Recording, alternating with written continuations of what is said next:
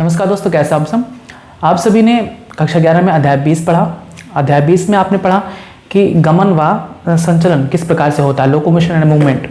आपने देखा कि कैसे हम किसी अंग को ऊपर या नीचे, हम इधर दाएं या बाएं घुमा सकते हैं, किस प्रकार से हम एक स्थान से दूसरे स्थान पर जाते हैं। आपने जाना कि कंकाल जो हमारी होती हैं, जो गमन में सहायता करती हैं, उन कंकाल की गति के लिए उनके पास कंकाल पेशियां होती हैं।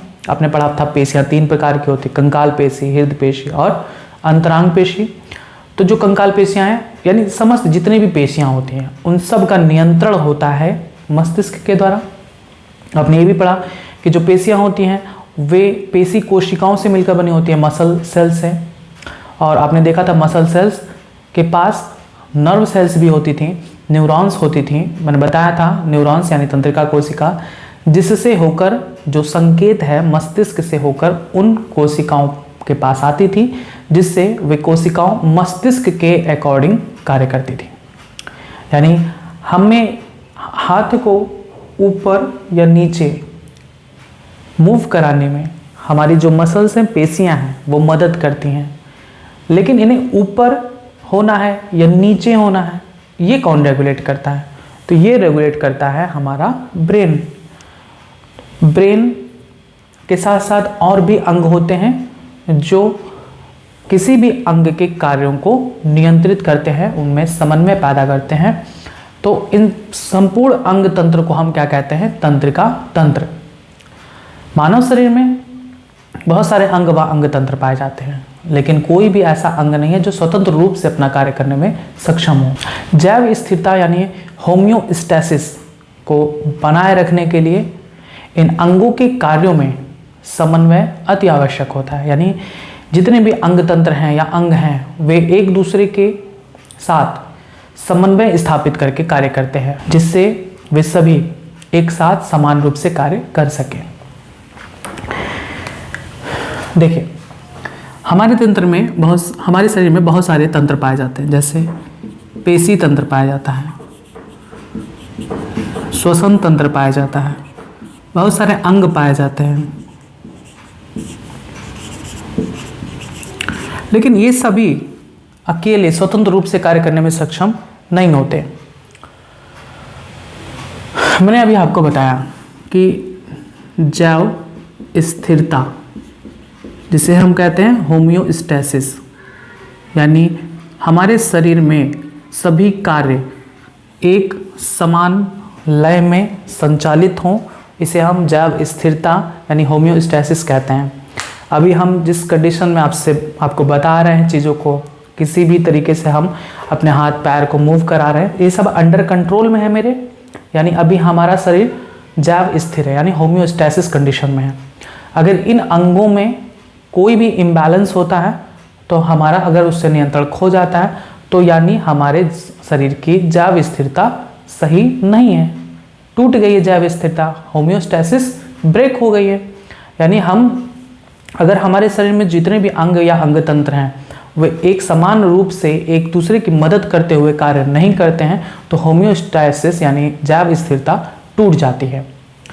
तो होम्योस्टैसिस यानी जैव स्थिरता को बनाए रखने के लिए यह आवश्यक है कि सभी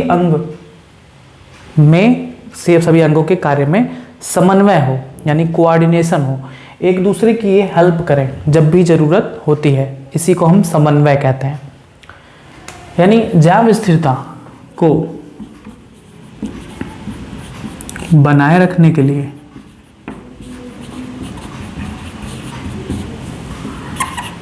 इन अंगों या अंग तंत्रों के कार्यों में समन्वय होना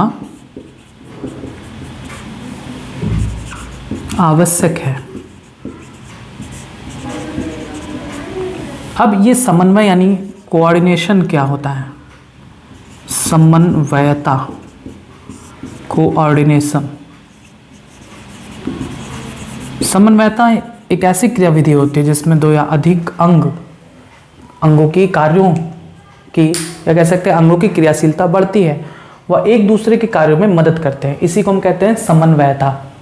कोऑर्डिनेशन का मतलब होता है कई सारे अंग या अंग तंत्र एक दूसरे की मदद करते हुए कार्य को संचालित करते हैं, इसी कहते हैं समन्वयता यानी कोऑर्डिनेशन। और अगर जीवों की जैव स्थिरता को बनाए रखना है, होमियोस्टैसिस को बनाए रखना है, तो इनके बीच समन्वय होना अति आवश्यक है। अगर ये समन्वयता टूटती है तो होमियोस्टैसिस भी क्या होगा, टूटेगा।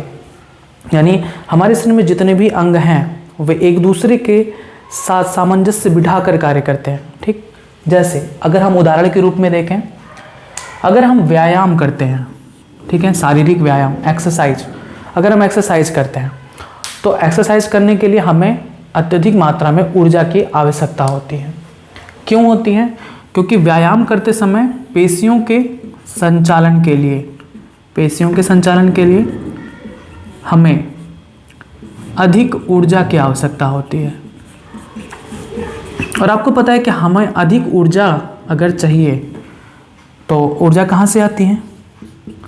बताया गया है C6H12O6 plus 6O2 gives 6CO2 plus 6H2O plus 673 kilo calorie energy. आपको बताया गया है कि पेशी तंत्र जो कार्य करते हैं उन्हें ऊर्जा की आवश्यकता होती है। वो ऊर्जा कहाँ से मिलती है? हमारे भोजन से। भोजन आखिरी में ग्लूकोज में टूटता है और ग्लूकोज का ऑक्सीडेशन होता है in the presence of oxygen. Oxygen की उपस्थिति में ग्लूकोज का ऑक्सीकरण होता है, जिससे कार्बन डाइऑक्साइड, जल और इतनी मात्रा में ऊर्जा प्राप्त होती है। ठीक, देखिए, जब हम व्यायाम की स्थिति में होते हैं तो पेशियों के संचालन के लिए अधिक ऊर्जा की आवश्यकता होती है, अधिक ऊर्जा आवश्यकता होती है। और अधिक ऊर्जा के लिए हमें अधिक ऑक्सीजन की आवश्यकता होती है।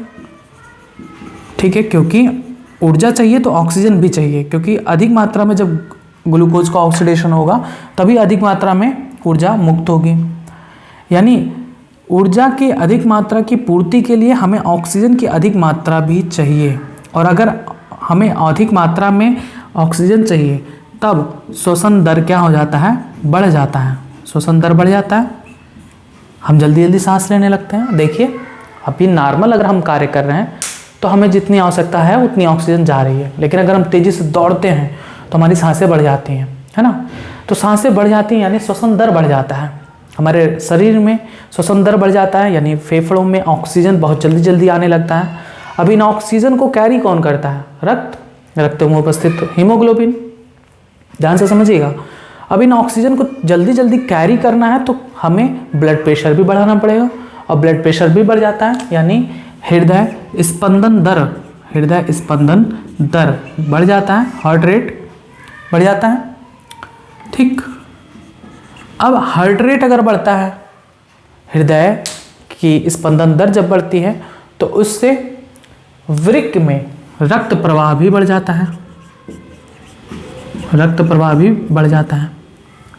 बात समझिएगा। यही है समन्वयता।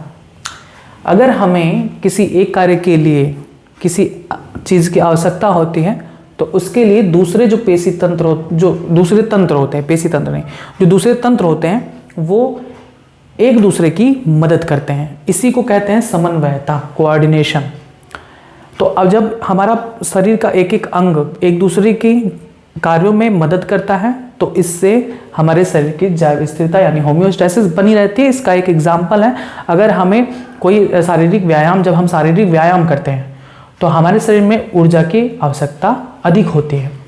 अधिक ऊर्जा की आवश्यकता के लिए हमें ऑक्सीजन की अधिक मात्रा चाहिए होती है। तब आखिर इनकी जो अधिक ऊर्जा की भरपूर्ति है वो श्वसन तंत्र करेगा। देखिए, एक ये अलग तंत्र है, लेकिन इनको जरूरत पड़ी है अधिक ऊर्जा की तो श्वसन तंत्र पर प्रभाव पड़ा और श्वसन दर अधिक हो जाता है। यानी इनको ऊर्जा देने के लिए अधिक मात्रा में ऑक्सीजन लेने लगते हैं, और अधिक ऑक्सीजन लेने के लिए जल्दी जल्दी ब्लड आए, इसलिए हार्ट रेट भी बढ़ जाता है, हृदय स्पंदन दर भी बढ़ जाता है। और जब हृदय स्पंदन दर बढ़ता है तो वृक्क में रक्त प्रवाह भी बढ़ जाता है। ठीक, यानी ये सभी तंत्र आपस में क्या करते हैं? समन्वय स्थापित करते हैं और एक दूसरे के कार्यों में मदद करते हैं।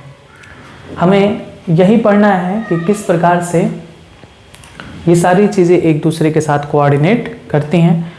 इस अध्याय में हमें मुख्य रूप से ये पढ़ना है कि कैसे ब्रेन इनको सिग्नल देता है कि क्या करना है। देखिए, हमारे शरीर में जो अंग हैं इनके कार्यों का नियंत्रण दो तंत्र करती हैं, एक तो तंत्रिका तंत्र और दूसरा अंतःस्रावी तंत्र। ठीक है, हम ऐसे कह सकते हैं कि हमारे शरीर में तंत्रिका तंत्र व अंतःस्रावी तंत्र, दो चीजें सबसे ज्यादा इंपॉर्टेंट यहां पर। हमारे शरीर में तंत्रिका तंत्र, दूसरा अंतःस्रावी तंत्र सम्मिलित रूप से इन अंग या अंग तंत्रों के कार्यों का समन्वय करती हैं, उनका एकीकृत या एकीकरण करती हैं, जिससे ये सभी अंग एक साथ सामंजस्य के साथ कार्य करें।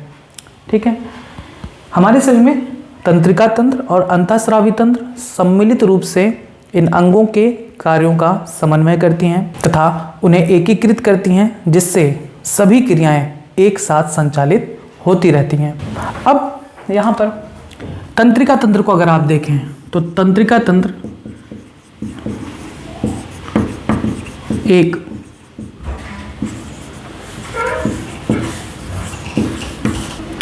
जाल तंत्र गठित करता है। तंत्रिका तंत्र एक व्यवस्थित जाल तंत्र गठित करता है, ठीक है, जो त्वरित समन्वय हेतु, यानी जैसे ही किसी एक तंत्र को दूसरे तंत्र की आवश्यकता पड़ती है उनके बीच समन्वय स्थापित करता है। कौन? तंत्रिका तंत्र। अंतःस्रावी जो तंत्र होता है वो हार्मोन द्वारा रासायनिक समन्वय स्थापित करता है,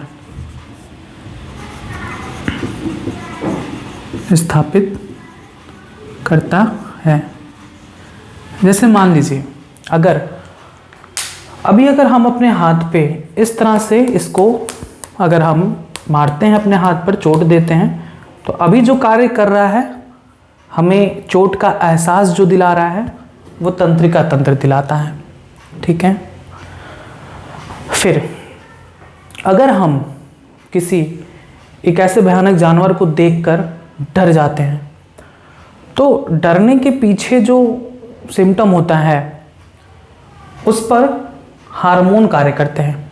ठीक, किसी भी डर के सिचुएशन में, या हम स्ट्रेस के सिचुएशन में होते हैं, या हम गुस्से में होते हैं, या हमें कोई ऐसी फीलिंग्स होती हैं जिसमें हम रोना चाहते हैं, तो इन सभी का नियंत्रण हार्मोन द्वारा होता है। अभी जो आपका अध्याय 21 है उसमें आपको तंत्रिका तंत्र के बारे में पढ़ना है कि किस प्रकार से तंत्रिका तंत्र हमारे अंगों के कार्यों को नियंत्रित करता है।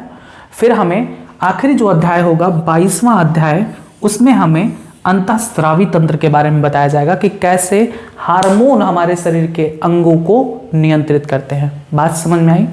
इतना टॉपिक तो ये था कि आपको इस अध्याय में क्या पढ़ना है समझने के लिए। बात समझ में आई? यानी आपको इस अध्याय में पढ़ना है तंत्रिका तंत्र के बारे में। हमारे शरीर में एक तंत्रिका तंत्र कार्य करती है जिसमें बहुत सारे चीज़ें होती हैं, जैसे मस्तिष्क है, स्पाइनल कॉर्ड है, बहुत सारे गैंग्लियन हैं, और तंत्रिका कोशिकाएं, न्यूरॉन्स जिसे हम कहते हैं, सब पाए जाते हैं जो हेल्प करते हैं सभी अंगों को एक दूसरे के साथ समन्वय स्थापित करने में। तो यहाँ पर आप थोड़ा सा पॉइंट आप पहले लिख लीजिए। पहला 1-2 चैप्टर जो टॉपिक है, भाग है, उसमें आपको कुछ चीज़ें समझाई जाएंगी, तो आप इसको लिख लीजिए। यानी हमें तंत्र के नियंत्रण एवं समन्वय क्यों पढ़ना है इसके बारे में आप लिखेंगे। मानव शरीर में बहुत सारे अंग व अंग तंत्र पाए जाते हैं जो स्वतंत्र रूप से कार्य करने में असमर्थ होते हैं। जैव स्थिरता यानी होम्योस्टैसिस को बनाए रखने के लिए इन अंगों के कार्यों में समन्वय अति आवश्यक है। लिखेंगे समन्वयता यानी कोऑर्डिनेशन एक ऐसी क्रियाविधि है जिसमें 2 या अधिक अंगों की क्रियाशीलता बढ़ती है तथा उनके कार्यों में, या ऐसे लिखेंगे, तथा वह एक दूसरे के कार्यों में मदद मिलती है। आगे आप लिखेंगे उदाहरण के लिए जब हम शारीरिक व्यायाम करते हैं तब पेशियों के संचालन के लिए अधिक ऊर्जा की आवश्यकता होती है। अधिक ऊर्जा की पूर्ति के लिए अधिक ऑक्सीजन की उपलब्धता होनी जरूरी है। अधिक ऑक्सीजन के वो उपलब्ध कराने के लिए या अधिक ऑक्सीजन की आपूर्ति के लिए श्वसन दर बढ़ जाता है, श्वसन दर बढ़ जाता है तथा साथ ही साथ हृदय स्पंदन दर व वृक्क के रक्त वाहिनियों में रक्त प्रवाह बढ़ जाता है। तथा जब हम शारीरिक व्यायाम बंद करते हैं तब तंत्रिकीय क्रियाओं, श्वसन तंत्र, हृदय स्पंदन दर, वृक्क व अन्य अंगों के कार्यों में समन्वय स्थापित हो जाता है। फिर आगे लिखेंगे, हमारे शरीर में तंत्रिका तंत्र व अंतःस्रावी तंत्र सम्मिलित रूप से इन अंगों के कार्यों का समन्वय करते हैं, उन्हें एकीकृत करते हैं, जिससे वे सभी एक साथ क्रियाओं को संचालित करते रहें। फिर आगे लिखेंगे, तंत्रिका तंत्र एक ऐसा व्यवस्थित जाल तंत्र गठित करता है जो त्वरित समन्वय हेतु कार्य करता है। फिर आगे लिखेंगे, अंतःस्रावी तंत्र हार्मोन द्वारा, या कह सकते हैं, हाँ लिखेंगे ऐसे, अंतःस्रावी तंत्र हार्मोन द्वारा रासायनिक समन्वय स्थापित करता है। ठीक, यानी आपने देखा कि किस प्रकार से हमारे शरीर के जो अंग हैं, अंग तंत्र हैं, वे स्वतंत्र रूप से कार्य नहीं करते हैं। उनके बीच, उनके कार्यों के बीच समन्वय स्थापित होना आवश्यक है। इस समन्वय को स्थापित कौन करता है? हमारे शरीर में तंत्रिका तंत्र और अंतःस्रावी तंत्र, ये दोनों सम्मिलित रूप से इन कार्यों में समन्वय स्थापित करते हैं। जो हमारी तंत्रिका तंत्र है वो एक ऐसा जाल तंत्र गठित करती है जो तुरंत समन्वय के लिए कार्य करती है। जैसे मान लो कि अगर हम इस तरह से अपना हाथ किए हुए हैं, कोई पीछे से अगर हमें पिन चुभो देता है तो पिन चुभने की कंडीशन में हमें आदेश नहीं देना है हाथ को कि ये ऊपर उठाए। जैसे ही पिन चुभता है, आपने यह महसूस किया होगा, तुरंत हाथ ऊपर उठता है। हमने आदेश दिया? नहीं दिया। लेकिन जैसे ही पिन चुभता है तुरंत हाथ ऊपर हो जाता है। इसे हम कहते हैं प्रतिवृत्ति क्रिया, रिफ्लेक्स एक्शन, जो कि तंत्रिका तंत्र का एक भाग है। तंत्रिका तंत्र में आपको बताया जाएगा इसी अध्याय में। यानी तंत्रिका तंत्र हमारे शरीर में एक ऐसा जाल तंत्र गठित कर देता है कि हमें तुरंत, अगर हमें आवश्यकता है किसी एक्शन की, तो तुरंत होता है। अब अगर हम यहाँ पर, अगर हम इसे प्रेस करते हैं, अपनी इसी हाथ से अगर हम दबाते हैं, तो हमें यहाँ पर महसूस होता है कि हम कोई चीज़ यहाँ पर हमको दबा रही है। तो ये जो महसूस होना है, यानी दबने की जो सूचना है, वो यहाँ से हमारे मस्तिष्क में तुरंत जाती है। ठीक, किसके द्वारा? तंत्रिका तंत्र। यानी हम कह सकते हैं कि तंत्रिका तंत्र एक ऐसा जाल तंत्र गठित करता है जो त्वरित समन्वय हेतु कार्य करता है। त्वरित मतलब तुरंत, तुरंत समन्वय चाहिए। ठीक है, उसके लिए ये कार्य करता है। अंतःस्रावी जो तंत्र होती हैं वो हार्मोन द्वारा रासायनिक समन्वय स्थापित करती हैं। इसमें थोड़ा टाइम लग सकता है। तो हार्मोन द्वारा जो आपका रासायनिक समन्वय है वो आपको अध्याय 22 यानी इस अध्याय के बाद पढ़ाया जाएगा। यानी हमें क्या पढ़ना है अभी? तंत्रिका तंत्र। आइए अब आपको हम तंत्रिका तंत्र के बारे में बताते हैं।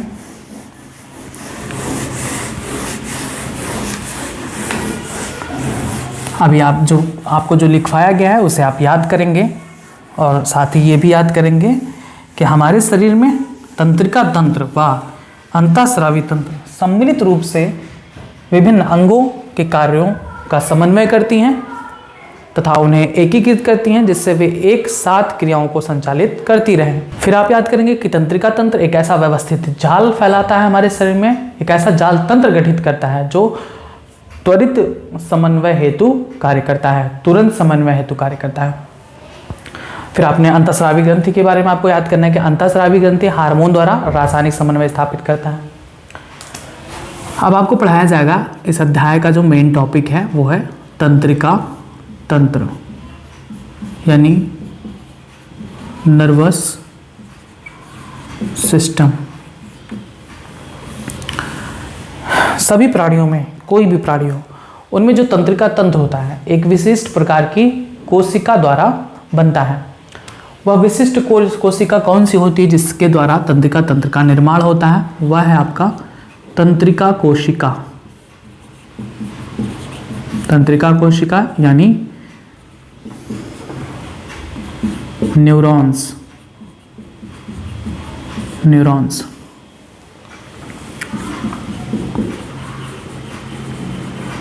ठीक है। सभी प्राणियों में, कोई भी प्राणी हो, उनमें अगर तंत्रिका तंत्र कार्य करता है तो तंत्रिका तंत्र उनमें एक विशिष्ट प्रकार की कोशिका से बनता है जिसे हम तंत्रिका कोशिका यानी न्यूरॉन्स कहते हैं। ये जो तंत्रिका तंत्र होती हैं ये विभिन्न उद्दीपनों को पहचान कर, यानी पहले पहचानती हैं, व पहचान कर उन्हें ग्रहण करती हैं, उन्हें ग्रहण करती हैं तथा उनका संचालन करती हैं, संचालन करती हैं। ठीक है। जितने भी प्राणी हैं याद करेंगे आप, नर्वस सिस्टम में तंत्रिका तंत्र क्या होता है। तो तंत्रिका तंत्र सभी प्राणियों में एक विशिष्ट प्रकार की कोशिका से बनता है जिसे हम तंत्रिका कोशिका यानी न्यूरॉन्स कहते हैं। ये न्यूरॉन्स क्या करते हैं, तो न्यूरॉन्स विभिन्न प्रकार के उद्दीपनों को पहचान कर ग्रहण करके उनका संचालन करते हैं। अब इसका मतलब क्या होता है, हमारे जितनी भी कोशिकाएं हैं सबके पास क्या है, नर्व सेल्स यानी न्यूरॉन्स पाए जाते हैं। वो न्यूरॉन्स कनेक्टेड होते हैं हमारे ब्रेन से स्पाइनल कॉर्ड के थ्रू। स्पाइनल कॉर्ड जो कि बताया था मेरुरज्जु के मध्य के बीच के खोखले भाग में पाए जाते हैं जो ब्रेन से कनेक्ट होता है। तो हमारे मस्तिष्क से जो स्पाइनल कॉर्ड कनेक्ट होता है, स्पाइनल कॉर्ड से बहुत सारे तार निकले होते हैं। वो तार हम नहीं कहेंगे, उन्हें हम नर्व फाइबर कहते हैं, तंत्रिका तंतु कहते हैं। वो नर्व फाइबर हमारे डिफरेंट पार्ट्स ऑफ बॉडी में फैले होते हैं और वो जाकर हमारी कोशिकाओं से जुड़ते हैं तंत्रिका कोशिका के माध्यम से। तो तंत्रिका कोशिका उद्दीपनों को, यानी हमने यहाँ पर ऐसे मारा तो यहाँ पर जो उद्दीपन पैदा हुआ, जो बाहरी आवरण है उसके अकॉर्डिंग जो हमारा इस यहाँ पर उद्दीपन पैदा होता है, एहसास दिलाता है कि हमें कोई चीज़ टच कर रही है, वो उद्दीपन उन्हीं तंत्रिका कोशिकाओं से हमारे मस्तिष्क को जाती है, यानी हमारे मस्तिष्क को बताती है कि यहाँ पर कुछ हो रहा है, दर्द हो रहा है या कोई चीज़ लग रही है। ठीक है। विभिन्न प्रकार की जो सूचनाएं होती हैं उन्हें ये तंत्रिका कोशिकाएं, उसी को हम कहते हैं उद्दीपन, इसे हम इंग्लिश में कहते हैं इम्पल्स। इम्पल्स यानी हम यहाँ पर अगर इस तरह से कर रहे हैं, अपने हाथ पर इसको हम पीट रहे हैं, तो यहाँ पर उद्दीपन यानी इम्पल्स क्रिएट होता है, उद्दीपन बनता है और वो उद्दीपन तंत्रिका कोशिका यानी न्यूरॉन्स के माध्यम से होते हुए गुजरता है करंट के रूप में। जैसे आप देखते हैं ना मूवी में दिखाता है 3D एनिमेशन, हमारे पूरे शरीर में एक बिजली सी दौड़ती है, करंट सी दौड़ती है, तो वही है, उसी को हम कहते हैं इलेक्ट्रिकल इम्पल्स। क्योंकि बहुत तेज होती है ना, हमने बटन दबाया नहीं कि पंखा चालू हो जाता है, उतनी ही स्पीड से हमारे अंदर ये भी काम करता है। हमने यहाँ मारा नहीं, तुरंत ब्रेन को पता चल गया कि यहाँ पर चोट लग रहा है। तो इतनी तेज स्पीड में इलेक्ट्रिकल इम्पल्स क्रिएट होता है, विद्युत उद्दीपन जो होते हैं वो बनते हैं और तंत्रिका कोशिकाओं के माध्यम से हमारे ब्रेन में जाते हैं। अब ब्रेन ये डिसाइड करता है कि वहाँ पे हमें करना क्या है, हमें हाथ हटाना है कि हमें इसको पकड़ना है कि हमें इसको तोड़ देना है। ये ब्रेन डिसाइड करके भेजता है इम्पल्स को इन हाथों के पास और फिर हाथ जो भी कार्य करना होता है वो करती हैं। समझ में आया? तो तंत्रिका तंत्र सभी प्राणियों में एक विशिष्ट प्रकार की कोशिका से बनता है जिसे हम तंत्रिका कोशिका यानी न्यूरॉन्स कहते हैं। ये विभिन्न उद्दीपनों को पहचान कर उन्हें ग्रहण करती हैं तथा उनका संचालन करती हैं। हम अगर कुछ प्राणियों में देखें, जैसे अगर हम निम्न आकशेरुक प्राणी को देखें, निम्न आकशेरुकी प्राणियों में जो तंत्रिका तंत्र होती है वह सरल होती है, तंत्रिका तंत्र सरल होती है। जैसे हाइड्रा में आप देखिए, जैसे हाइड्रा में एक समान तंत्रिका कोशिका पाई जाती है, एक समान तंत्रिका कोशिका पाई जाती है। लेकिन अगर आप कीट को देखें, कीट, तो कीट में अधिक विकसित, कह सकते हैं अधिक व्यवस्थित तंत्रिका तंत्र होता है, तंत्रिका तंत्र पाया जाता है, जिसमें क्या क्या होता है, जिसमें एक मस्तिष्क,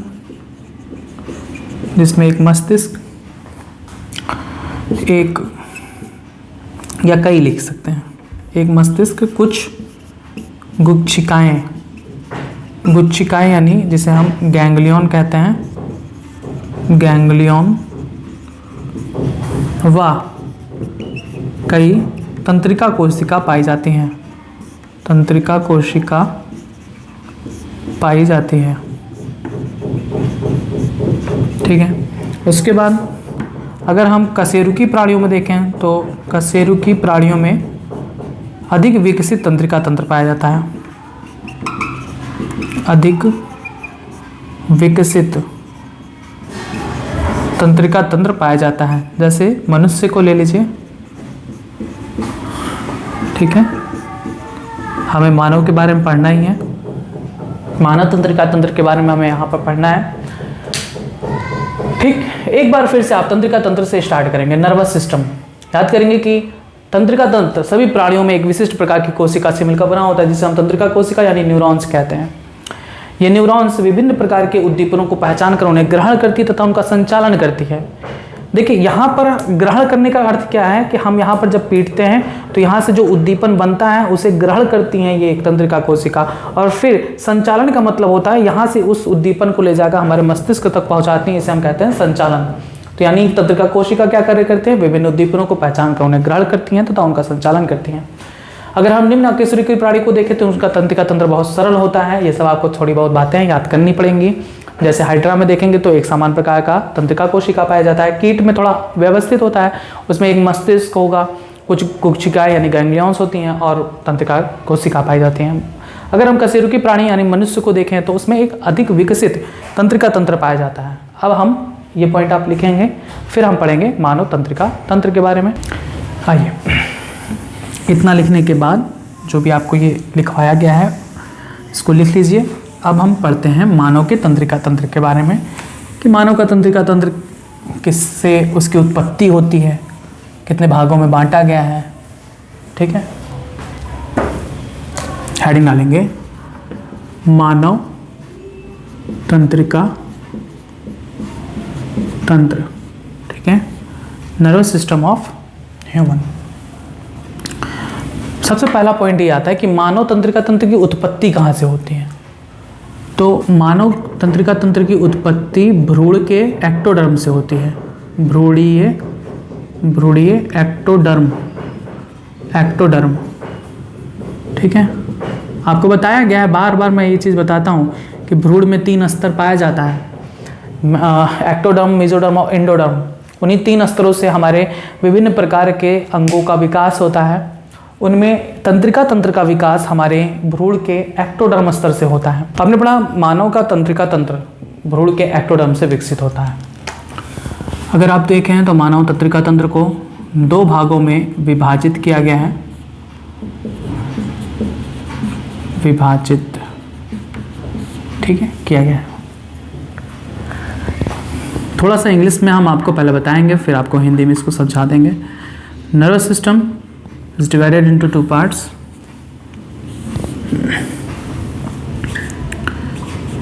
First, central nervous system, जिसे हम CNS कहते हैं, से हिंदी में कहा जाता है केंद्रीय तंत्रिका तंत्र। केंद्रीय तंत्रिका तंत्र। मनुष्य का जो तंत्रिका तंत्र है, नर्वस सिस्टम, 2 भागों में डिवाइड होता है। एक केंद्रीय तंत्रिका तंत्र और दूसरा परिधीय तंत्रिका तंत्र यानी पेरिफेरल नर्वस सिस्टम। याद करेंगे आप, ठीक है, इसे हम कहते हैं PNS।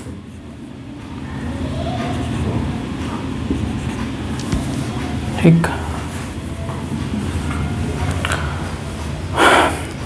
मनुष्य का तंत्रिका तंत्र दो भागों में बांटा गया है, केंद्रीय तंत्रिका तंत्र और परिधीय तंत्रिका तंत्र। ये क्या करता है, इसमें अगर आप देखें तो इसमें मस्तिष्क और वह मेरु रज्जु आते हैं। यहाँ अगर आप देखें तो यहाँ सूचनाओं का संसाधन यानी प्रोसेसिंग क्या करना है उस सूचना के लिए, ठीक है। यहाँ सूचनाओं का संसाधन व नियंत्रण होता है, ठीक है, नियंत्रण होता है। कह सकते हैं द बॉडीज, अगर आप CNS को लें तो CNS the bodies master control unit. CNS क्या है, the bodies master control unit, पूरे बॉडी का मास्टर कंट्रोल यूनिट होता है, कैसे रेगुलेट करना है। परिधीय तंत्रिका तंत्र, इसे हम कह सकते हैं द बॉडीज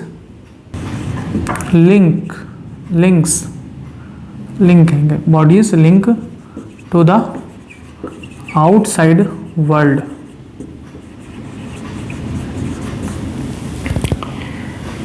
ये क्या करता है, परिधीय तंत्रिका तंत्र, तो विभिन्न प्रकार के उद्दीपनों को ग्रहण करके पहचान कर उसे इनके पास भेजता है। फिर मस्तिष्क और मेरुरज्जु ये दोनों आपस में कार्य करते हैं और जो भी कार्य करना है उस उद्दीपन या इम्पल्स के लिए वे इन्हें सूचना के रूप में भेजते हैं। जैसे थोड़ा सा समझाते हैं, परिधीय तंत्रिका तंत्र में बहुत सारे, अभी और भी बताएंगे, परिधीय तंत्रिका तंत्र भी डिवाइडेड होता है कई पार्ट में, जिसमें से एक पार्ट होता है सोमैटिक नर्वस सिस्टम यानी कायिक तंत्रिका तंत्र। कायिक तंत्रिका तंत्र में बहुत सारे सेंसरी ऑर्गन्स आते हैं, जिसमें से त्वचा भी एक सेंसरी ऑर्गन्स है। त्वचा क्या है, सेंसरी ऑर्गन्स। अभी देखिए परिधीय तंत्रिका तंत्र में ये आएगा, अगर हम यहाँ पर इसे टच करते हैं तो ये क्या करता है, परिधीय तंत्रिका तंत्र यहाँ पर कार्य करता है और परिधीय तंत्रिका तंत्र इसकी सूचना भेजता है केंद्रीय तंत्रिका तंत्र यानी मस्तिष्क व मेरुरज्जु के पास। मस्तिष्क क्या करता है, उस सूचना को ग्रहण करता है, प्रोसेसिंग करता है, उसका संसाधन करता है कि इस उद्दीपन के अगेंस्ट उसे क्या कार्य करना है, ठीक, और उसे नियंत्रित करता है, ठीक, सूचना का नियंत्रण करता है। वापस वो सूचना भेजता है कि वहाँ पर क्या कार्य करना है, क्या नहीं करना है, ठीक। परिधीय तंत्रिका तंत्र PNS the body is linked to the outside world, मतलब कि शरीर के बाहर की दुनिया से हमें जोड़ता है हमारी बॉडी को। कौन, पेरिफेरल नर्वस सिस्टम। बाहर की दुनिया मान लीजिए ये है, इसको अगर हम टच करते हैं तो बाहर की दुनिया को जोड़ रहा है हमारी बॉडी से, यानी ये हमको टच हो रहा है, इसका एहसास हमें पता चल रहा है। ये कार्य करता है परिधीय तंत्रिका तंत्र। It is divided into 2 parts, ANS यानी ऑटोनॉमिक नर्वस सिस्टम, इसे हिंदी में कहा जाता है स्वायत्त तंत्रिका तंत्र। दूसरा SNS यानी सोमैटिक नर्वस सिस्टम, जिसे हिंदी में कहा जाता है कायिक तंत्रिका तंत्र।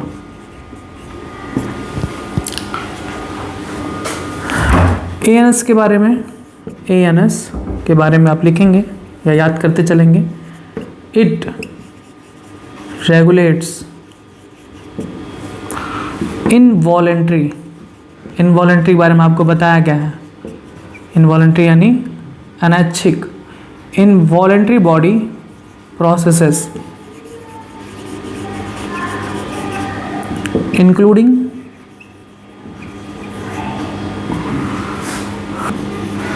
Heart rate, respiration, heart rate, respiration, digestion and pupil contractions, etc. operates automatically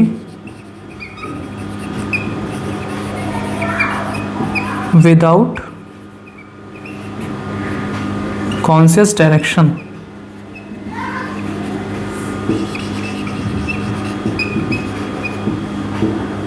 यानी हमारी जो स्वायत्त तंत्रिका तंत्र होती हैं एएनएस, वे इनवॉलेंट्री बॉडी प्रोसेसेस को कंट्रोल करती हैं।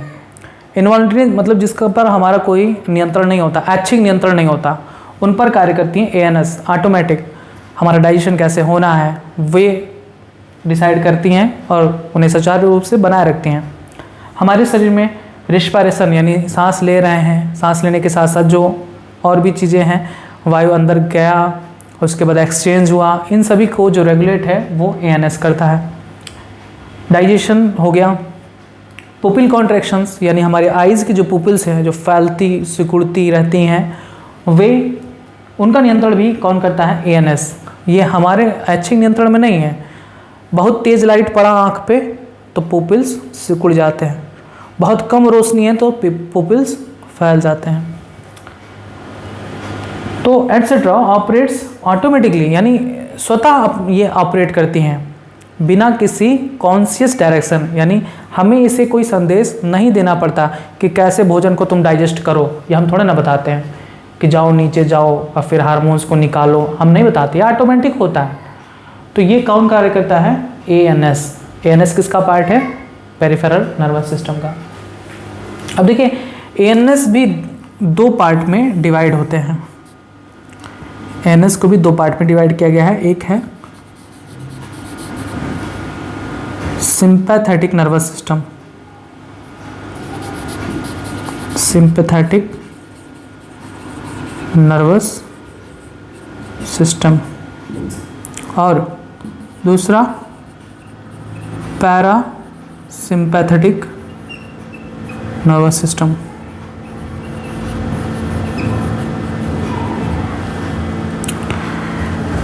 जो सिंपैथेटिक नर्वस सिस्टम होता है वो किसी भी ऑर्गन को एक्टिव करता है किसी कार्य को करने के लिए, यानी prepares the body to action and stress. It is called fight or flight, लड़ो या उड़ो। पैरासिम्पैथेटिक नर्वस सिस्टम में क्या आता है? calms the body and helps the body to conserve energy।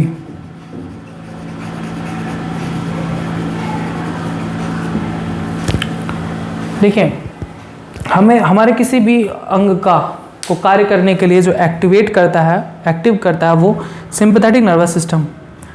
कह सकते हैं इन दोनों का जो वर्क होता है ना, ये एक दूसरे के विपरीत वर्क करते हैं, विरोध करते हैं। जैसे अगर इसने क्या किया, हार्ट रेट को बढ़ा दिया, तो ऐसा किस कंडीशन में होगा? मान लो कि हम किसी भी ऐसी चीज़ को देखते हैं जो बहुत भयानक है, उससे हमें देख कर डर लगना है, हमें भागना चाहिए, तो उसको देखते ही हमारा धड़कन बढ़ जाता है। तो उसमें कार्य करता है sympathetic nervous system.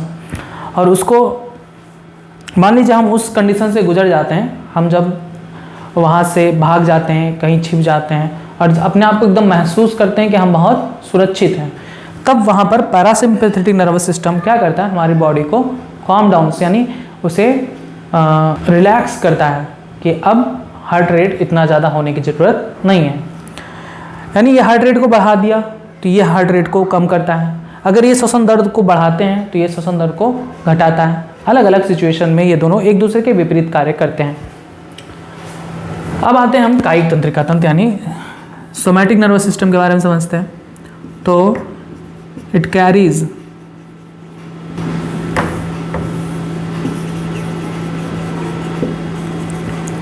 Sensory information from sensory organ sensory organs and relay motor command to muscles। यानी हम कह सकते हैं रेगुलेट वॉलेंट्री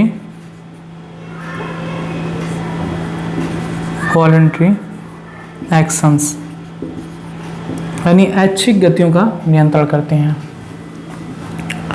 बस ये था आपका एक नर्वस सिस्टम का फ्लो चार्ट। आपको इसको याद करना है, लिख लेना है, हिंदी में लिखे चाहे इंग्लिश में लिखे, आपको बस समझ में आनी चाहिए। एक बार फिर से समझा देते हैं।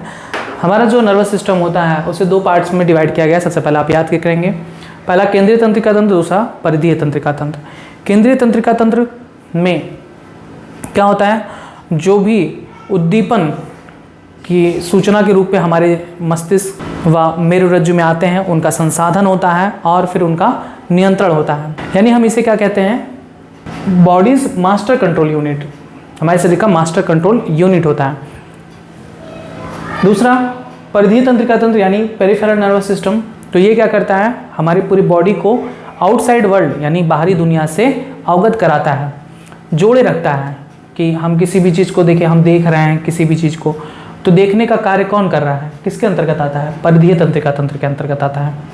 किसी चीज़ को सुन रहे हैं, इसका जो है वो कार्य इसके अंतर्गत आता है, परिधीय तंत्रिका तंत्र। देखिए परिधीय तंत्रिका तंत्र का ही हिस्सा है एसएनएस यानी सोमैटिक नर्वस सिस्टम, और इसमें आता है it carries sensory information, sensory यानी संवेदी सूचनाओं को संवेदी अंगों से लेकर आता है और मस्तिष्क तक पहुंचाता है। ठीक है, यानी संवेदी अंग कौन कौन से हमारे शरीर में, कान, आँख, नाक, जीभ, त्वचा, ये सब संवेदी अंग हैं जो किसी भी चीज़ को महसूस कर सकती हैं।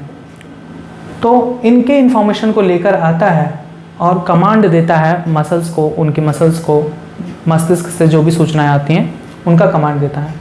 यानी हम कह सकते हैं रेगुलेट वॉलेंट्री एक्शंस। तो पेरिफेरी जो नर्वस सिस्टम जो है वो बॉडी को लिंक करता है टू द आउटसाइड वर्ल्ड, बाहरी दुनिया से। अब इसके दो पार्ट होते हैं, एक होता है ऑटोनॉमिक नर्वस सिस्टम जिसमें इनवॉलेंट्री बॉडी मूवमेंट को इंक्लूड किया गया है, जैसे इसमें respiration, heart rate, digestion, pupil contractions, ये सारे आते हैं। अब देखिए इसमें भी आता है कि body links to the outside world, बाहरी दुनिया से हमारे शरीर किस तरह से लिंक है, वो पेरिफेरी नर्वस सिस्टम की मदद से।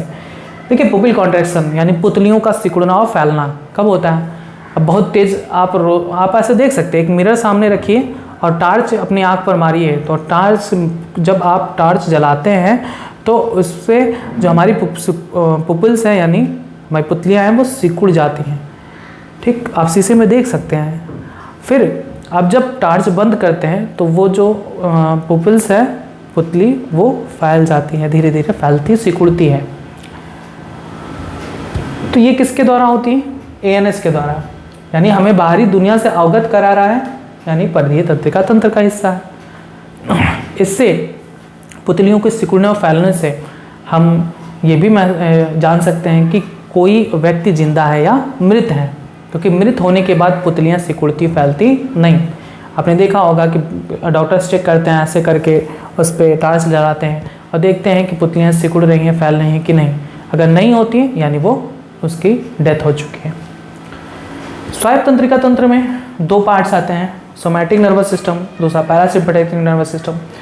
सिंपैथेटिक नर्वस सिस्टम में क्या होता है कि ये बॉडी को एक्शन में लाते हैं, किसी भी बाहरी सूचनाओं को या उद्दीपनों को ग्रहण करते हुए क्या उसको रिएक्ट करना है, उसके अगेंस्ट ये किसी भी अंग को एक्टिव करती हैं और ये अंग को क्या करती हैं, ऑर्गन्स को रिलैक्स करती हैं, इनके विपरीत कार्य करती हैं। बस ये था आपका नर्वस सिस्टम के बारे में। यहाँ पर और कुछ आप पॉइंट्स जान लीजिए, जैसे परिधीय तंत्रिका तंत्र में दो प्रकार की तंत्रिका तंतु कार्य करती हैं, दो प्रकार के तंत्रिका तंतु। एक होती हैं संवेदी या अभिवाही। यहां पर दो प्रकार की तंत्रिका तंतु या कह सकते हैं तंत्रिका कोशिका दो प्रकार की कार्य करती हैं। एक संवेदी यानी सेंसरी और अभिवाही यानी एफरेंट, ठीक है, फाइबर वर्क करती हैं। दूसरा चालक या मोटर या इसे हम अपवाही भी कहते हैं। अपवाही इसे इंग्लिश में कहते हैं मोटर और इफरेंट फाइबर। इफरेंट फाइबर ध्यान से समझिएगा। सेंट्रल नर्वस सिस्टम में हमारा मस्तिष्क और स्पाइनल कॉर्ड आता है, ठीक। अब मस्तिष्क यहाँ है, स्पाइनल कॉर्ड पीछे है। अब यहाँ पर कुछ हो रहा है तो ये कैसे यहाँ तक इनको पहुँचेगा सूचना। तो यहाँ से स्पाइनल कॉर्ड से बहुत सारी तंत्रिका तंतु पूरे शरीर में फैली होती हैं, जाल फैली होती है पूरा। इसीलिए कहते हैं कि तंत्रिका तंत्र एक जाल गठित करता है जो तुरंत समन्वय के लिए कार्य करता है। तो इन जगहों से जो तार निकल कर आते हैं उन्हें हम तंत्रिका तंतु कहते हैं। उनमें दो तरीके के तंत्रिका तंतु होते हैं, एक होता है संवेदी, दूसरा होता है चालक। अब संवेदी और चालक का कार्य क्या है। संवेदी का कार्य देखिए, अगर मान लीजिए एक लाइन यहाँ से गई है संवेदी की और दूसरी जो नीचे से लाइन गई है वो है चालक की, कह सकते हैं। हम पढ़ाते चलेगा और रिकॉर्डिंग कब बंद हो गया ये पता ही नहीं चला, तो जो आगे के टॉपिक्स था वो छूट गया और साथ में मैंने इसको इरेज भी कर दिया था पढ़ाते वक्त। बाद में पता चला कि वीडियो रिकॉर्डिंग बंद हो गया था। कोई बात नहीं, जहाँ से हमने छोड़ा था वहाँ से हम फिर से शुरू करते हैं। मैंने आपको बताया था कि परिधीय तंत्रिका तंत्र में दो प्रकार की तंत्रिका तंतु कार्य करते हैं, उनके बारे में हम आपको बताते हैं फिर से।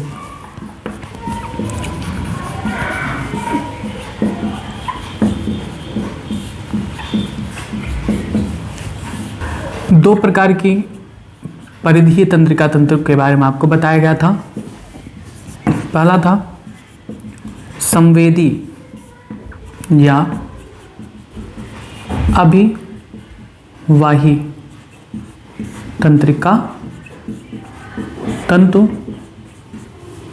दूसरा चालक या मोटर या अपवाही तंत्रिका तंतु। हमारी जो परिधीय तंत्रिका तंतु होता है उसमें दो प्रकार के तंतु पाए जाते हैं। इसमें पहला संवेदी यानी सेंसरी और एफरेंट फाइबर होता है, और दूसरा मैंने आपको बताया था चालक या मोटर या अपवाही या एफरेंट फाइबर पाया जाता है। मैंने आपको बताया था कि इनका एक जाल सा तंत्र फैला होता है हमारे पूरे शरीर में। अगर हम यहाँ की बात करें तो एक थोड़ा सा समझने के लिए हम मानेंगे कि एक तार यानी एक तंतु पहला वाला यानी संवेदी वो ऊपर फैला हुआ है, ठीक, और दूसरा यानी चालक तंतु नीचे फैला हुआ है। ये दोनों तार कहाँ से कनेक्ट है, हमारे मस्तिष्क से। यहाँ पर जब हम किसी चीज़ को वायु उद्दीपन को जब हम ग्रहण करते हैं यानी हम इसको अगर अपने इस जगह पर मारते हैं तो यहाँ से ये कार्य करती हैं, संवेदी तंत्रिका तंतु कार्य करती है। यानी इस पर मार पड़ रही है, चोट पड़ रही है, उस चोट को उद्दीपन बनाकर, इम्पल्स बनाकर उसे मस्तिष्क में भेजती हैं कि हमें यहाँ पर चोट लग रहा है, ठीक। यानी इनका कार्य क्या होता है, उद्दीपनों को अंग या अंग तंत्र से, अंग या अंग तंत्र से मस्तिष्क में भेजती हैं, मस्तिष्क में भेजते हैं, ठीक है। अब चोट का एहसास हमारे मस्तिष्क को हो रहा है। मस्तिष्क अब वो संसाधन करेगा, उस जो सूचना इंफॉर्मेशन है उसको प्रोसेस करेगा, यानी उसको आदेश देगा कि क्या करना है, हाथ हटाना है कि क्या करना है, पकड़ के इसको तोड़ देना है, फेंक देना है, क्या करना है। इसका जो आदेश है वो मस्तिष्क भेजता है दूसरे तंतु के द्वारा, जो नीचे मैंने आपको बताया चालक या मोटर या अपवाही तंत्रिका तंतु के माध्यम से भेजता है। यानी ये जो तार हैं वो मस्तिष्क से सूचना को लेकर अंगों तक आती हैं। ये जो तार है, तंतु है, वो अंग से उस उद्दीपन को मस्तिष्क में पहुंचाती हैं। देखिए अंतर है, अंग से उद्दीपन को कहाँ भेजती हैं, मस्तिष्क को भेजती हैं। ठीक है, उद्दीपन यानी इम्पल्स को कहाँ भेजती हैं, मस्तिष्क में। ये क्या करती हैं, मस्तिष्क से जो सूचना है यानी उद्दीपन के रूप में जो सूचना आती है उसे कहाँ भेजती हैं, अंग को क्या करना है। ठीक है, समझ में आया। दो प्रकार के तंत्रिका तंतु पाए जाते हैं हमारी परिधीय तंत्रिका तंत्र में। बाकी आपको जो फ्लो चार्ट बनाया गया था उसमें सारी चीज़ें बता दी गई थी। फ्लो चार्ट को उतार लीजिएगा, जो पहले आपने बनाया था उसको आप अपनी कॉपी में उतार लीजिएगा। अब कुछ बातें हैं उसको आप नोट कर लीजिए। आप हेडिंग डालेंगे मानव तंत्रिका तंत्र, और इसमें आपको लिखना है कि मानव तंत्रिका तंत्र की उत्पत्ति भ्रूण के एक्टोडर्म स्तर से होती है। मानव तंत्रिका तंत्र को दो भागों में बांटा गया है, केंद्रीय तंत्रिका तंत्र व परिधीय तंत्रिका तंत्र। फिर अगली लाइन से लिखेंगे, केंद्रीय तंत्रिका तंत्र में मस्तिष्क व मेरुरज्जु आते हैं, जहां सूचनाओं का संसाधन यानी प्रोसेसिंग एवं नियंत्रण यानी रेगुलेशन होता है। फिर अगले लाइन से लिखेंगे, परिधीय तंत्रिका तंत्र में दो प्रकार की तंत्रिका तंतु पाए जाते हैं। पहला संवेदी या अभिवाही तंत्रिका तंतु, दूसरा चालक या मोटर या अपवाही तंत्रिका तंतु। फिर लिखेंगे, संवेदी या अभिवाही तंत्रिका तंतु बाह्य उद्दीपनों को अंग या अंग तंत्र से मस्तिष्क में भेजते हैं। देखेंगे, चालक या मोटर या अपवाही तंत्रिका तंतु मस्तिष्क से सूचनाओं को अंग या अंग तंत्र को भेजते हैं। फिर आप अगली लाइन से लिखेंगे, परिधीय तंत्रिका तंत्र को दो भागों में बांटा गया है, आपने भी पढ़ा था। पहला ऑटोनॉमिक नर्वस सिस्टम यानी स्वायत्त तंत्रिका तंत्र, और दूसरा कायिक तंत्रिका तंत्र यानी सोमैटिक नर्वस सिस्टम। फिर आगे लिखेंगे, स्वायत्त तंत्रिका तंत्र यानी ऑटोनॉमिक नर्वस सिस्टम को पुनः दो भागों में बांटा गया है। मैंने आपको बताया था सिंपैथेटिक और पैरासिम्पैथेटिक, जिसे हम हिंदी में कहते हैं अनुकंपी तंत्रिका तंत्र, और दूसरा परानुकंपी तंत्रिका तंत्र। ठीक है, sympathetic nervous system and parasympathetic nervous system.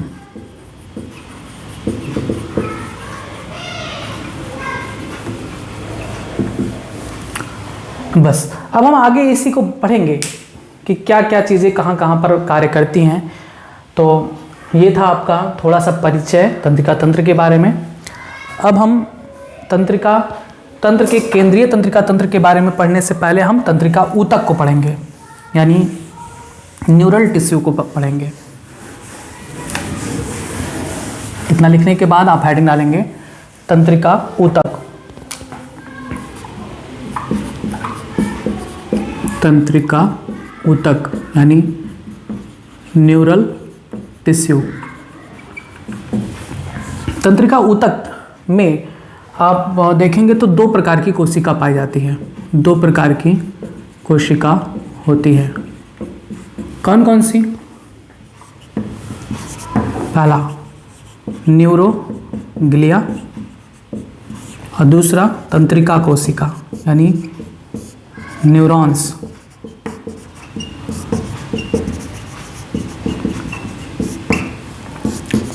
Nerve cell और न्यूरॉन्स, न्यूरोग्लिया। ध्यान से समझिएगा, याद करते चलेंगे। तंत्रिका ऊतक में दो प्रकार की कोशिका पाई जाती है, न्यूरोग्लिया और तंत्रिका कोशिका। ये जो न्यूरोग्लिया को होती है इनके बारे में कुछ इंपॉर्टेंट पॉइंट, जैसे न्यूरोग्लिया की संख्या तंत्रिका कोशिका से अधिक होती है। तंत्रिका कोशिका से अधिक होती है। दूसरा, न्यूरोग्लिया कार्य क्या करते हैं? तो न्यूरोग्लिया तंत्रिका कोशिका की सुरक्षा करते हैं। तंत्रिका कोशिका की सुरक्षा करते हैं। ठीक, इनमें विभाजन की क्षमता होती है। न्यूरोग्लिया में विभाजन की क्षमता होती है। अगर कोई तंत्रिका कोशिका नष्ट हो जाती है तो उसका स्थान ये विभाजन द्वारा नई तंत्रिका कोशिका को लाकर करते हैं। यानी हम लिख सकते हैं कि क्षतिग्रस्त तंत्रिका कोशिका का स्थान न्यूरोग्लिया विभाजन द्वारा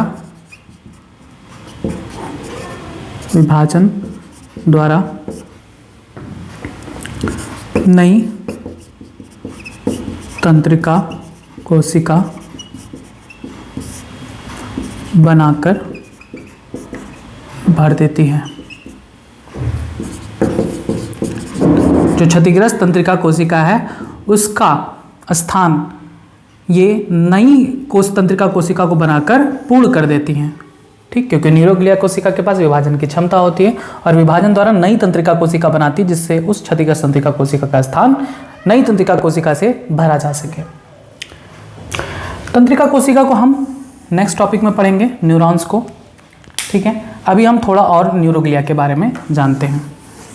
आपने इतने पॉइंट्स पढ़े हैं न्यूरोग्लिया के बारे में कि न्यूरोग्लिया की संख्या तंत्रिका कोशिका से अधिक होती है। न्यूरोग्लिया तंत्रिका कोशिका को सुरक्षा प्रदान करती हैं, इनमें विभाजन की क्षमता होती है और विभाजन द्वारा जो क्षतिग्रस्त तंत्रिका कोशिका है उसका स्थान नई तंत्रिका कोशिका बनाकर भर देती है। न्यूरोग्लिया कुल 6 प्रकार की होती हैं, 6 प्रकार की। ठीक, जिनमें से आप अगर देखें तो केंद्रीय तंत्रिका तंत्र में 4 प्रकार की होती हैं और परिधीय तंत्रिका तंत्र में अगर आप देखें तो 2 प्रकार की होती हैं। अब ये 4 प्रकार में कौन कौन सी? सबसे पहला आता है ऑलिगो डेंड्रोसाइट्स, दूसरा एस्ट्रोसाइट्स, आप इंग्लिश याद करेंगे तो ज़्यादा बेनिफिशियल है यहाँ पर। तीसरा माइक्रोग्लिया, चौथा एपेंडाइमल सेल। सबकी हिंदी वही है, इसको भी हिंदी में आप ऑलिगोडेंड्रोसाइट्स ही लिखेंगे, इसको एस्ट्रोसाइट्स ही लिखेंगे, माइक्रोग्लिया इसको हिंदी में लिखेंगे, इसे भी हिंदी में आप एपेंडाइमल सेल्स लिखेंगे, यानी इसका कोई हिंदी शुद्ध रूप से नहीं है। अब ऑलिगोडेंड्रोसाइट का कार्य क्या है? ये मस्तिष्क में पाई जाती हैं और तंत्रिका तंतु के चारों ओर माइलिन खोल का निर्माण करती हैं। माइलिन शीथ का निर्माण करती हैं। पूछा जाता है, इंपॉर्टेंट है, पूछा जाता है कि केंद्रीय तंत्रिका तंत्र में जो तंत्रिका तंतु होता है उसके चारों ओर माइलिन खोल कौन सी कोशिका बनाती है? तो वो बनाती है ऑलिगोडेंड्रोसाइट्स। एस्ट्रोसाइट का कार्य क्या है? तो यह करता है कार्य, यह मस्तिष्क की वृद्धि में सहायक होता है। मस्तिष्क की वृद्धि तंत्रिका संचारी पदार्थों के उपापचय व पोटेशियम आयन के संतुलन में सहायक होता है। ठीक, माइक्रोग्लिया का कार्य क्या है? तो माइक्रोग्लिया एक कोशिका से व्युत्पन्न होती है, यानी हम कह सकते हैं कि यह रक्त के मोनोसाइट से व्युत्पन्न होती है। पूछा जाता है माइक्रोग्लिया किससे व्युत्पन्न होती है, किससे बनती है? तो रक्त के मोनोसाइट से व्युत्पन्न यानी बनती हैं, व्युत्पन्न भक्षी कोशिका है। भक्षी कोशिका यानी फैगोसाइटोसिस या फैगोसाइटिक भक्षी कोशिका है। इनका कार्य क्या होता है? तो ये मस्तिष्क में आए हुए सूक्ष्म जीवों का भक्षण करती है। कोई ऐसा पैथोजन तो नहीं आ गया मस्तिष्क में जो मस्तिष्क को नुकसान करे, तो उनका ये भक्षण करती है, उन्हें नष्ट करके मार देती हैं। एपेंडाइमल सेल का कार्य क्या है? ये CNS यानी केंद्रीय तंत्रिका तंत्र की गुहा में पाई जाती हैं। गुहा में पाई जाने वाली रोमाभिका मतलब सीलिएटेड होती हैं। पूछा जा सकता है कि कौन सी कोशिका, कौन सी न्यूरोग्लिया सीलिएटेड होती है, तो कौन सी एपेंडाइमल सेल सीलिएटेड होती है, यानी इन कोशिका के पास सीलिया पाई जाती है। गुहा में पाई जाने वाली रोमाभि कोशिका होती हैं जो एक प्रकार के द्रव का स्राव करती हैं, जिसे हम कहते हैं cerebro spinal fluid, cerebro spinal द्रव, ठीक, सेरिब्रो स्पाइनल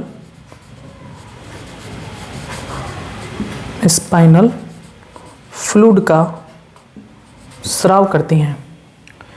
परिधीय तंत्रिका तंत्र में दो प्रकार की न्यूरोग्लिया पाई जाती हैं, मैंने यहाँ पर आपको बताया। पहला स्वान कोशिका, पहले एक कोशिका को कहते हैं स्वान कोशिका,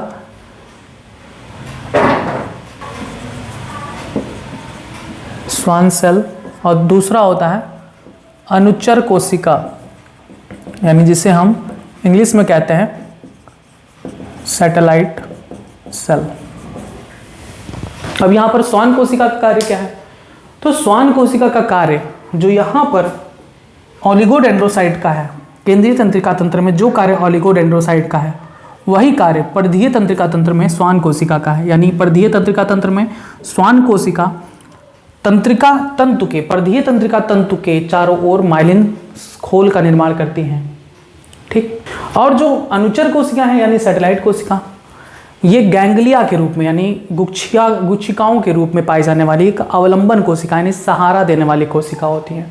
बस ये था आपका तंत्रिका ऊतक में दो प्रकार की कोशिका में एक प्रकार की कोशिका का पूर्ण वर्णन, यानी न्यूरोग्लिया का पूर्ण वर्णन। अब इसके बाद जो कोशिका आती है वो है तंत्रिका कोशिका, उसको हम अगले पार्ट में आपको बताएंगे। तब तक आप यहाँ पर कुछ पॉइंट्स नोट कर लें। आपने हाइड्रोजन डाला तंत्रिका ऊतक यानी न्यूरल टिश्यू, लिखेंगे तंत्रिका ऊतक में दो प्रकार की कोशिका पाई जाती हैं। इसमें पहला न्यूरोग्लिया और दूसरा तंत्रिका कोशिका यानी न्यूरॉन्स। लिखेंगे न्यूरोग्लिया की संख्या तंत्रिका कोशिका से अधिक होती है तथा न्यूरोग्लिया तंत्रिका कोशिका को सुरक्षा प्रदान करती हैं। इनमें विभाजन की क्षमता होती है तथा क्षतिग्रस्त तंत्रिका ऊतकों का स्थान ये विभाजन द्वारा नई तंत्रिका कोशिका बनाकर भर देती हैं। फिर आप लिखेंगे कि न्यूरोग्लिया केंद्रीय तंत्रिका तंत्र में 4 प्रकार की तथा परिधीय तंत्रिका तंत्र में 2 प्रकार की पाई जाती हैं। अगले लाइन से लिखेंगे केंद्रीय तंत्रिका तंत्र में पाई जाने वाली 4 प्रकार की न्यूरोग्लिया। डैश लिखे पहला ओलिगोडेंड्रोसाइट्स, इसमें लिखेंगे ओलिगोडेंड्रोसाइट्स केंद्रीय तंत्रिका तंत्र में पाए जाने वाले तंत्रिका तंतु के चारों ओर माइलिन खोल यानी माइलिन शीथ का निर्माण करती है। फिर दूसरा लिखेंगे एस्ट्रोसाइट्स, लिखेंगे यह मस्तिष्क के वृद्धि, तंत्रिका संचारी के उपापचय तथा पोटेशियम आयन के संतुलन में सहायक होती हैं। तीसरा लिखेंगे माइक्रोग्लिया, लिखेंगे रक्त में मोनोसाइट से व्युत्पन्न ये भक्षी कोशिकाएं होती हैं जो मस्तिष्क में आए हुए सूक्ष्म जीवों का भक्षण कर उन्हें नष्ट कर देती हैं। चौथा लिखेंगे एपेंडाइमल सेल, एपेंडाइमल कोशिका, लिखेंगे यह मस्तिष्क के या ऐसे लिखेंगे या केंद्रीय तंत्रिका तंत्र के गुहा में पाई जाने वाली रोमाभि कोशिका यानी सीलेटेड सेल होती हैं जो इस गुहा में एक द्रव का स्राव करती हैं जिसे सेरिब्रो स्पाइनल द्रव यानी सेरिब्रो स्पाइनल फ्लूइड कहते हैं। फिर आप लिखेंगे अगली लाइन से परिधीय तंत्रिका तंत्र में 2 प्रकार की न्यूरोग्लिया पाई जाती हैं। इसमें आप पहला लिखेंगे स्वान कोशिका, लिखेंगे स्वान कोशिका ये परिधीय तंत्रिका तंत्र में पाए जाने वाले तंत्रिका तंतु के चारों ओर खोल का निर्माण करती हैं, माइलिन खोल का या माइलिन शीथ का निर्माण करती हैं। दूसरा लिखेंगे अनुचर कोशिका यानी सैटेलाइट सेल, लिखेंगे ये पीएनएस यानी पेरिफेरल नर्वस सिस्टम में गुच्छिका यानी गैंग्लियन के रूप में पाया जाने वाला अवलंबन यानी ब्रैकेट में सहारा देने वाली कोशिका होती हैं। बस ये था आज का टॉपिक जिसमें आपको थोड़ा सा परिचय दिया गया तंत्रिका तंत्र के बारे में। आपको याद क्या करना है, तंत्रिका तंत्र किससे मिलकर बना होता है, कौन कौन से भागों में विभाजित किया गया है। उसके बाद तंत्रिका ऊतक में जो आज आपको न्यूरोग्लिया के बारे में बताया गया है 6 प्रकार की कोशिका, उनके कार्य याद कर लीजिएगा। अब इसके बाद आता है न्यूरॉन्स के बारे में, तो न्यूरॉन्स का स्ट्रक्चर बनाकर उसको अच्छे तरीके से आपको समझाया जाएगा। तो आगे के टॉपिक्स के लिए आप जुड़े रहें बायोलॉजी हिंदी चैनल के साथ। धन्यवाद।